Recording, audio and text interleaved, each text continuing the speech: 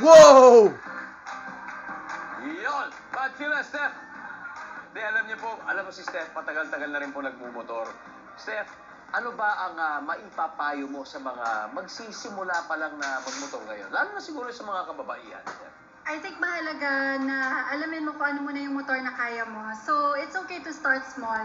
And then, Yeah! yes, then doon ka na mag-move to bigger bikes. Isa pa din may papaya ko kung kaya niyong pag-aralan or mag-enroll sa isang magandang school na para matuto mag-motor, do so. Right. Tsaka huwag niyo din kakalimutan yung safety gears. Yun nga pala, syempre. Yeah! Pwede mo ng safety gear. Para syempre, ang salbakuta. Pag sinabing fundamentals of rapping, kayang-kaya nila ituro yan.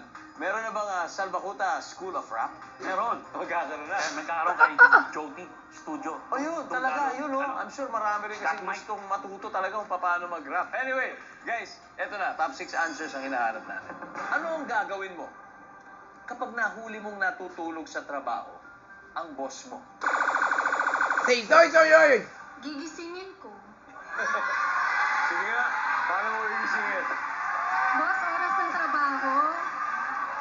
Survey. Well, Pwede. Mad kila, anong gagawin mo pag nahuli mong natutulog sa trabaho ang boss mo? Siyempre, para mawala antok, pagtitimpla ko ng kape. Ang galing yung mga discarding ganyan, ha? Pagtitimpla ng kape. What? Wala. Steph, pass or play? Play. Okay, let's let's Bye. go!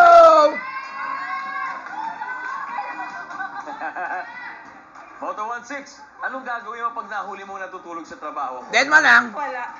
Wala lang. Wala. Yeah, that's dead man. Nakakatakot I said that. Ano? Put me point over there. Wala. Dead man. Correct.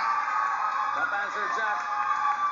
Anong gagawin mo pag nahuli mong natutulog sa trabaho ang boss mo?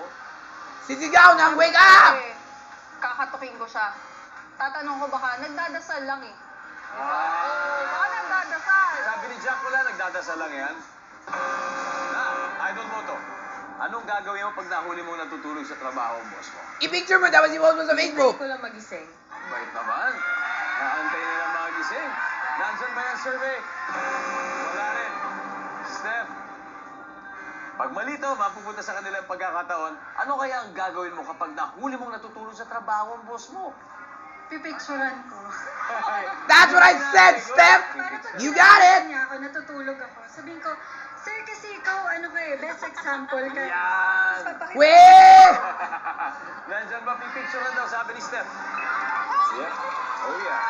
Moto 16. Yeah, take a picture of it and Meron post pa it on tayong social tatlo. Ano media. gagawin pag nahuli mong natutulog ang boss Tugtog mo? na malakas sa music. Matatawa? Ha? Tawa ka lang. Matatawa ko. Ganyan tawa. Ganyan. Si boss natutulog oh. Sir, he says, Nope. oh, ito na. Saan ba? Try to say my suggestion. Meron pa tayo Tugtog. dito. So, marami Pag na may tugtugin options mo. sa dito. Ano kaya? Ano ang gagawin mo pag nahuli mong natutulog ang boss mo sa trabaho? Kakatok sa pinto. Ha? Ito? Okay. Jody. Tanongin ko anong oras sa meeting niya. Tatanungin Wait. ko anong oras sa meeting? Madkill. Okay. Mamasahin. Masahin. So, kanina, pagtitimpla ng kape, ngayon ang mamasahin. Charlie Mac. Mga Ulitin agaw ko, na ah. sagot. Anong gagawin mo, Charlie Mac? Kapag nahuli mong natutulog sa trabaho ang boss Siguro, mo? pinaka-the best na yung imasahe ko. Siguro, pagod eh. So, boss, masahe. Pabibigay ng kape. Masahe! Dahil naantokan siya! Boss. Boss, Sarap naman talaga mamasahe. Tingnan namin kung nandyan. Mamasahin. Ouch! That would make him sleep even more. That's so Ano ba yung mga hindi stupid. nakuha? Everybody number 3, please. Siyempre, baka magising. Dahil tatahimik muna. Yeah, that's the same as Deadma. Wait. Dito mo si boss. Sige nga. Sige nga. And finally, number 5. Natulog din, oh. Wait. Pwede ba siya lang?